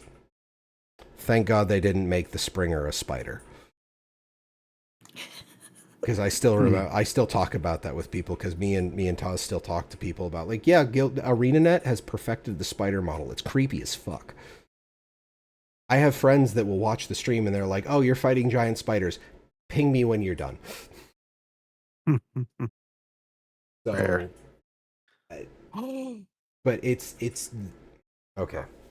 Before we get too far along with this, because we still need to talk about Guild Wars 1, and it's currently 20 minutes left in stream time. Real quick, if we go without 1,200 years in the future, maybe we'll see the spider god that was always of legend. I don't want to see. I don't want to see. ArenaNet's already too good at animating spiders. I don't want to see them do a spider god. And this is something that Age, I think you might be geeking out with too, because you are also a developer. One of the biggest problems with working on an individual project for a long amount of time is that as you learn things, you grow as a developer. You look back at your old stuff and you're like, I could have done that so much better. Yeah, pretty much. And the problem is, you never get the time, because you always have to push new stuff. You always have to work on the next project. Like, maybe you can do a few bug fixes, and maybe while you're doing the bug fix, you can reconfigure some code to be a little bit better. But you never really get the chance to like get elbow deep into something and completely tear it apart and put it back together in a better way. The fact that ArenaNet committed to this for Q1 for VOE already. Like, that was when the wardrobe update and the raid and strike unification happened. Now they're saying, oh yeah, for the next year or more, we're going to be going back and updating jank in our game. Stuff that technically functions. It's not done. In software development as a whole, not just video games, software development companies don't do this. Yeah. Not often. Yeah, it's usually a new system that replaces the old system. Mm-hmm. I could explain why, actually. I could see why ArenaNet's doing this, mostly because like Guild Wars 2 is still a really good game in 2026. It's what, 14 years now. Mm-hmm. By the time we get into beta for Guild Wars 3, it's gonna be 15 years old. It still holds up. Graphics are still pretty good. Gameplay is great, and gameplay is king in every single game, no matter what anyone tells you. And there's a lot of content to do and play, even like especially if you're a new player. And supporting that game in the future allows you, the many people who love Guild Wars 2 but may not like Guild Wars 3 for whatever reason, can still play the game that they love, and it's still going to be supported, and they will still continue to support it. So I think investing in those players is what they're banking on, and they're wholeheartedly going to work all the systems that have been plaguing the game for years because they have the time, and the investment is just worth it. I mean, and that was, proofs in the pudding. They did that for Guild Wars 1 and 2. I remember when they announced Guild Wars 2, people were like, no, I just want another Guild Wars 1. Like, Yeah, I don't want an MMO. I don't want to play an MMO. The more pedantic people among them was like, I'm still waiting for a sequel to Guild Wars 1. Out of my Guild Wars 1 guilds, I think only 3 of us played Guild Wars 2 long term, and I think and one of them was my best friend, and he only played like up till like 3rd year and then took a break and just plays every now and then. Yeah. But yeah, like people really like Guild Wars 1 too. It's a solid game. It's very different, obviously, Mm-hmm. but it's a solid game in and of itself, especially for its time. Yeah. Sorry, my instant reaction when you said that, Malfanis, that some people were saying, oh, they're still waiting for the sequel to go. I was like, well, you're going to be having to know in a couple years, you're going to have 2. Yeah. I still remember Aaron doing his voice of the internet with that one. It is interesting though, because like in the Guild Wars 2 Reddit, obviously a lot of people are excited. You got a few doomers or whatever, as always. But in the Guild Wars 1 Reddit, you actually have a lot of Guild Wars 1 players who just really didn't care to leave Guild Wars 1, and they're just kind of like, yeah, this is exciting for you guys, but we were on the same excitement before, and then look at what Guild Wars 2, like, they aren't happy. I don't. So I don't know. Like, I feel like the specific call out where, even going back to the IGN interview for 3, because we're kind of like floating back between the meta between all 3 of them. Colin very specifically said they're all 3 of the games are very different, and he reiterated that in the Saturday morning video. It just bums me out because it's like, we can obviously understand that, but sometimes it feels like some people are just, it's never good enough. Like, never good enough. It wasn't, and it will never be in its glory day again. And also, and it's just like, are you sure it's just you in that moment? You're not in your glory day, you know what I mean? Like, or whatever. Well, I mean, I can understand it from a Guild Wars 1 player perspective, because everything leading up to Guild Wars 2 was mostly Winds of Change and Hall of Monument stuff, and then they didn't really get anything after that. And I think ArenaNet realized it, like, they kind of let those players down, and they acknowledged that. and now the folk they're trying to make up for lost time by Reforged and adding new content over time. I suppose we could just drop this because technically the stuff for Guild Wars 1 is a much smaller ad, so I can just go over the stuff from that video of what this means for Guild Wars 1, since we're talking about it right now. We're getting they've dropped 2 new dungeons in the past 2 or 3 months in a 21-year-old game, by the way. I was just gonna say the only other game that's kind of been like that is WoW, and I love Guild Wars, but they didn't make WoW money. Like but there's not many other games that are probably now on a community server somewhere in hidden code. I looked it up just before the stream just to make sure I had the right timeline. April 28th, 2005. Yeah, Arlie, I've been seeing that too. I think we spoke a little bit about the race folks for Guild Wars 3, and that's the other big complaint that Arlie is saying is that where's my Char? Oh, where's no. my Savarians? All the other stuff. They've been pushed north of the wall. There better be what is it, the freaking bird people? I can't think of their name. Tengu. Yeah, like I better be able to play a Tengu. So I would love to play a Tengu. Oh my god. Arlie's point about like Guild Wars 1 to Guild Wars 2 for the Char, like actually being, more complicated than just these are the adversaries. Mm-hmm. I don't know what to tell people like that. It's just like that's storytelling is like it's been 250 years. Things have changed. I don't know what to do there. For a Guild Wars 1 player to say that, man, I loved Eye of the North, where what was his name? Who's your hero? The guy Higher Fear Shot. Oh, yeah. Okay. He added such nuance to it and challenged Gwen so many times on her one-sided, BS and stuff. Like, no, if you're complaining about that, you're not a Guild Wars fan. I'm calling you out. The stuff about I think it was mostly just like Flame Legion Char at that time too, and they weren't necessarily mindless beasts. They just didn't talk to us. They more like wanted to kill us. But that's not. They were mindless because the humans were led to believe that, so we could just not think about them and kill them. Oh my God, they have a culture. Shocker, really. A group of people who have weapons. Curiously, and tactics. In general, like we talk about, like the Asura, like the form of Asura back then, and then also like this code that we kind of saw in the picture. I'm wondering, is this the before the code of voice situation happened, like all that stuff? You know what I mean? Like so the voice and the claw, like that. That would be like that would be super cool to see like that rolled into it. Is the code of lore is gonna be sick. I'm actually intrigued. Now I get it because like one of the things I was talking about is another person. This is a conversation in Bog Otter's server.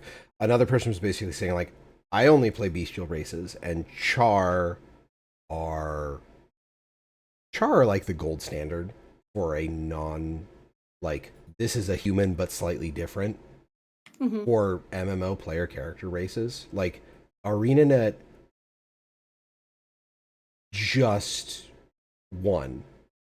I mean, I could even say that Asura, as like the token short race, are their own gold standard because, like, I'm sorry, Lalafell players, I can't take any of you seriously. We don't feel bad about Lalafell players. It's okay. Like the biggest problem is like I played Gladiator into Paladin in Final Fantasy XIV. And Papa Shan is there, and it's a Lalafell, and he's got a literal Fu Manchu mustache, but it looks like a Halloween prop that's just stuck to his face. And I'm like, I can't. You look like a child wearing an outfit. Stop. But I like what Red Wolf is saying in chat. So they are saying, so for the new style gameplay for Guild Wars 1, could this be the long missed Guild Wars Beyond for Nightfall? Because you were mentioning, or Age was mentioning it, of the Winds of Change, and then what was the one from Prophecies that kind of sets up Gwen and Thackeray? I forget. But that was kind of like the Prophecies one, or that was more the Eye of North. I think they did a different one for War and Creta, right. Yeah, War and Creta. And they never got around to a Nightfall one. They were saying they were going to, and like I said, just Guild Wars 2 came out. But yeah, like that would be interesting if they tied up that loose end. Oh, okay. Yeah. And they had an there was plans for a Guild Wars 1 expansion. Oh yes. I don't know if they'll turn that into like a new story. Utopia? Well, that was actually going to be that was going to be the next campaign. I mean, it's going to be a campaign, yeah. But then they switched it into Eye of the North because then they were going to Guild Wars 2. Because that was when they hit the limits of what they wanted to be able to do with the engine, and they were like, okay, we need to move on from this. So that would be cool if they did some Utopia things. But one of the final things with that I do want to bring up with Guild Wars 1 that I think is a fantastic amount of it is I haven't geeked out this much about as a developer about a video game in a very long time, because they basically said, oh yeah, when we did Reforged and put it on Steam and got it Steam Deck verified, we realized that it was really not that big of a jump to take it to mobile. So yeah, now Guild Wars 1 is on your phone and it uses the exact same account and servers that everybody else uses, so you can keep Guild Wars in your pocket. Yeah, that's a sign of a really good infrastructure, honestly, and a good UI redesign from. I already signed up to get it downloaded whenever it releases on Android, and I cannot wait because I think that'll be hella cool to be able to do that. I mean, honestly, like one of the things that kind of blew my mind was years ago when Knights of the Old Republic. Guild Wars 2 mobile? No, Guild Wars 1. Okay. No, I was reading Arlie in chat, and I was like, wait a minute. I knew Guild Wars 1. Arlie, just search, if you have an Android phone, just search Guild Wars Reforged in the Play Store. Maybe in 10 years we'll get Guild Wars 2 mobile. Yeah. That would, God. Download it to our brains. Maybe if they get Steam Deck verified on, maybe if they get a ArenaNet approved control scheme. Arlie, it's expected. I mean, you got out of classes not that long ago, so you're fine. No, but Zach, that's what they should have said when they were doing Guild Wars 1 mobile. What, you guys don't have phones? Oh. That would have been so good. I mean, they care about their players. Listen. The fact that they're already okay. A bit of a meta commentary thing. I was reading through the comments on the Saturday morning video, The Future of Guild Wars. I was scrolling and I could not find a negative comment. Like the closest thing I found to what could be considered as criticism is people in Brazil asking for Brazilian Portuguese translation for Guild Wars 2. And that's it. Everybody else was like, hell yeah, gold standard MMO company, ArenaNet stays winning. People literally feeling like they were tearing up watching the video, which, not gonna lie, me and Taz watched it Saturday morning on the couch, and we both kind of teared up a little bit. Because, seeing the amount of care from, was it Colin, Josh, and, God, I can't remember. Can't remember the guy who was doing the Guild Wars 1 stuff. Oh, you. Was it Steven? Hey, everyone. Oh, yep. I know, Colin. Well, while you find that, Stephen Clark Wilson. Yeah, okay. Sorry. Or Stefan, sorry. I'm only hearing that. Do you not have phones? If Colin delivered it with the MMO manifesto of, hey, I swung a sword again, that's great. Do you guys not have phones? Stephen Clark Wilson, yeah, for Guild Wars 1. And then Josh Davis for Guild Wars 2. And yeah, just people that care about the product that they're putting out. It's just bonkers to me. Yeah. Yeah, I think the only thing I saw was, it's not even a bad comment. It's just oh, this is very ambitious, but in terms of the Guild Wars 2 stuff, but it's I hope they can do it, and that's honestly the worst thing I saw. So Yeah, like people just being like, "This is very ambitious, and I wish you luck." And like, I don't know, man. Like the amount of response I've been seeing to this is blowing my mind. And I'm like in other gaming servers where people are like they play WoW, and they're like, yeah. And the next thing Blizzard's probably doing is announcing Classic Plus and then ruining another expansion. And that's gonna send me down the same lane of talking about the narrative that Lena got me on yeah. earlier. So I think this is about the time for final thoughts. Age, take it away. I was thinking about it. I think I was thinking about it like 36 hours before Summer Games Fest if Guild Wars 3 was like a good idea for internet, and I was like and if the infrastructure for Guild Wars 2 couldn't support the things that they wanted, I think it was a good time. I also think it's a good time for the MMO space just because there's not a lot of games that has done a third version of their game or third iteration of their game. I think RuneScape is the only one that has done that. And then there's not a lot of games, at least that are popular in the Western Hemisphere, that has done anything like have released any new MMOs. I mean, we all know what happened to the Ashes of Creation, Destiny 2. You know, it's New World's closing. It's like there hasn't been. I think the only games, the only MMO that I think has done okay is like Dune Awakening, I think, and possibly Brew Protocol, but I haven't been following that. And so like the big MMOs like WoW, Final Fantasy 14, and ESO, they're all doing their thing, right? And it's not bad. And they're all coming out with their new content and things like that. But there's no new game. There's nothing to like wake people up and go like, oh, this is a brand new game type of deal. Even though they may be improving things in the engine and quality of life and things like that.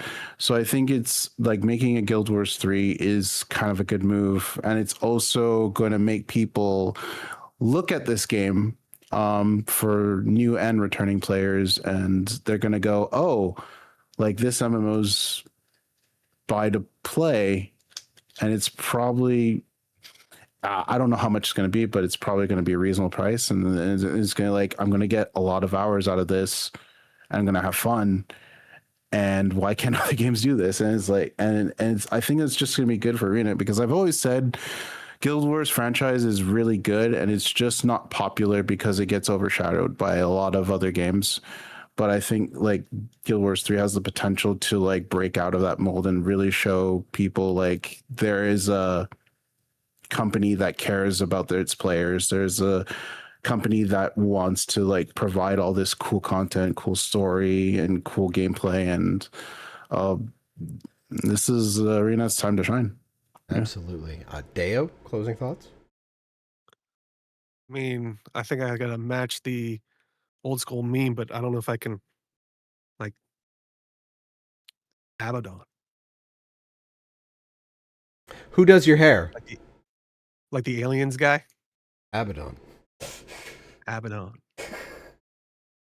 And Lena, closing thoughts? I don't know.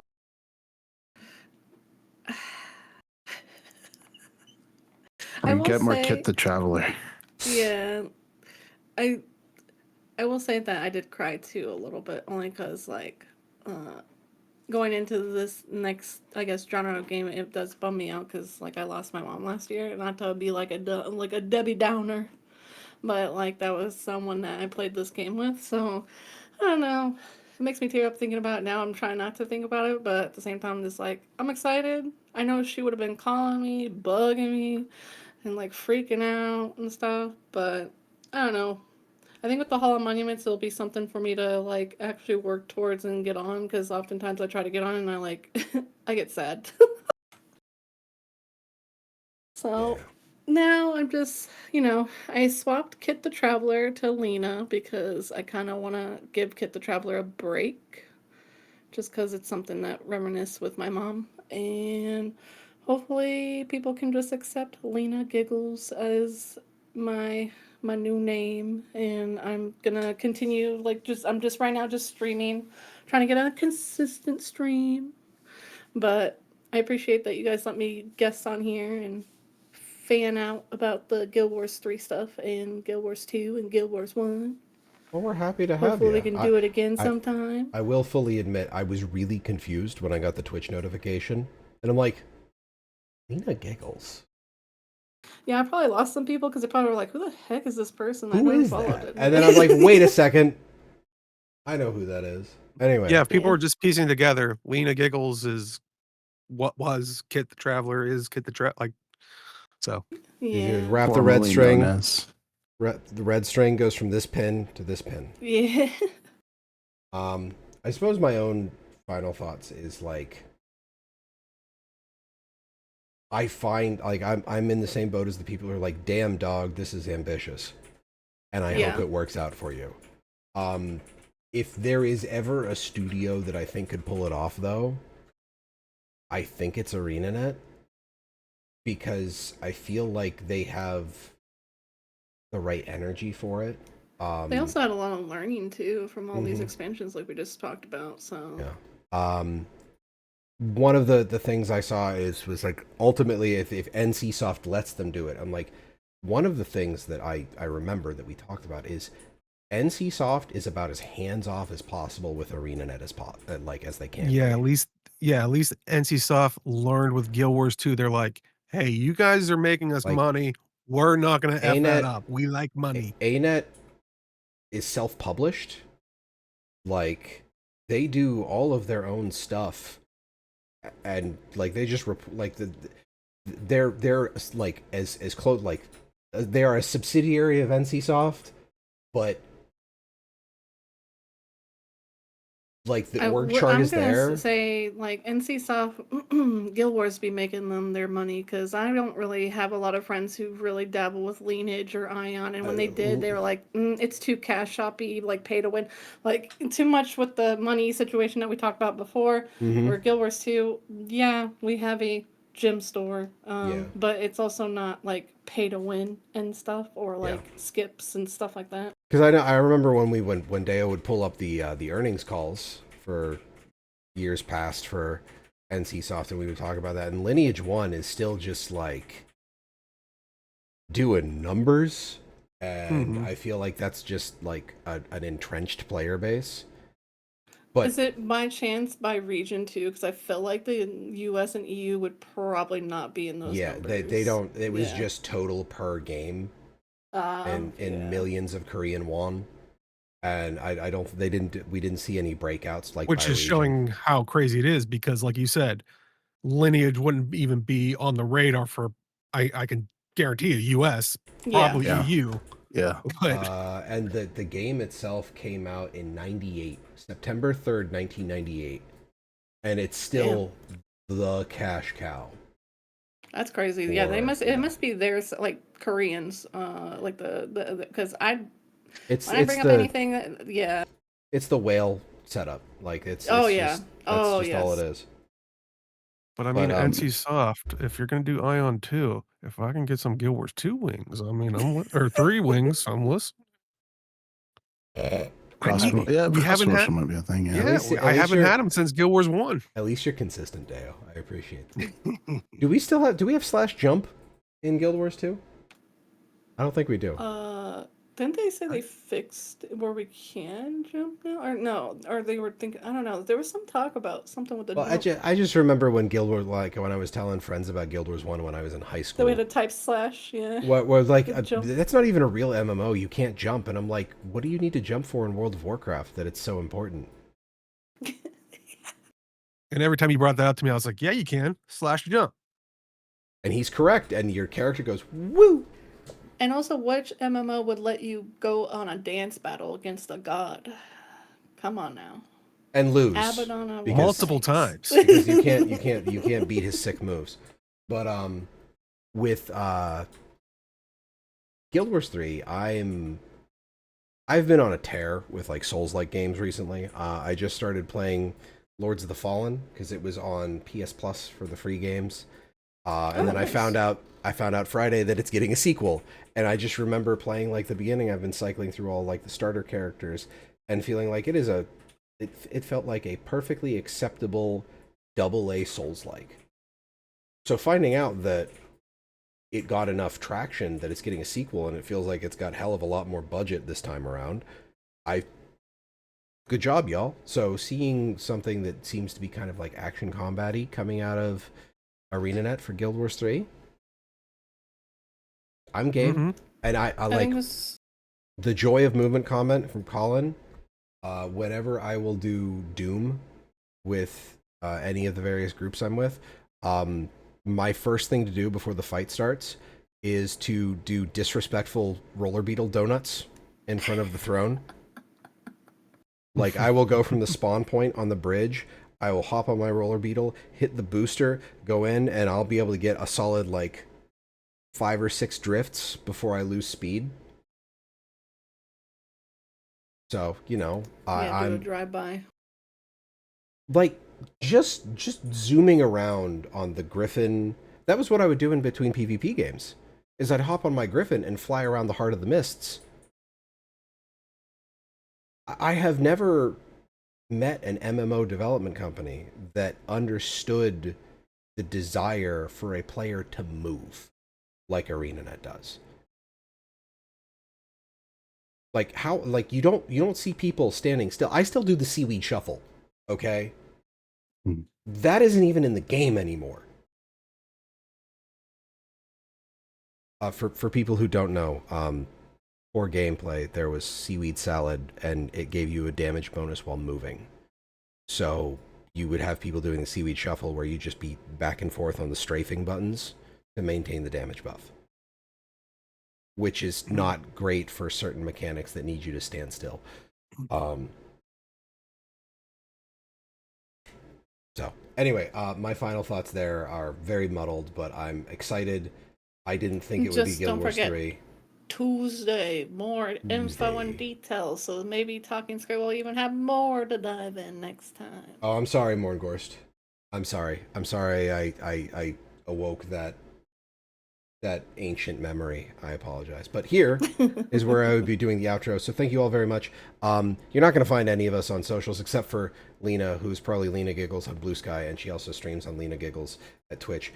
I stream here on twitch.tv/madrealms. That's 2 A's in the mad. Age, I don't think you've been streaming much, and Deo, you haven't been streaming much.